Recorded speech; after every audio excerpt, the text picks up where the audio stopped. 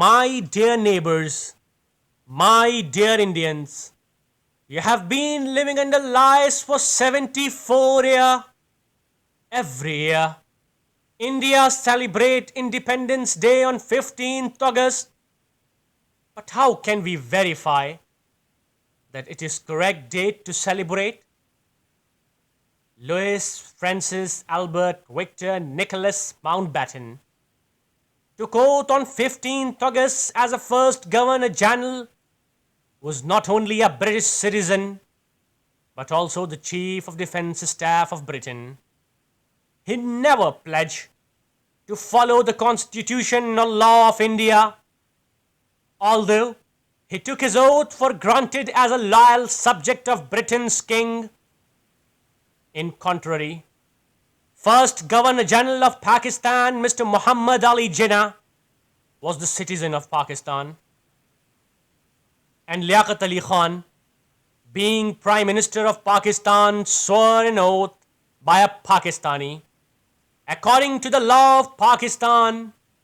However, Mr. Jawaharlal Nehru took oath as an Indian Prime Minister under a British subject, pledged Britain King's loyalty. So what do you think? Is it the right date, 15th August, to be celebrated as an Independence Day? There is another lie being told to our neighbors. Nobody knows where the name India came from.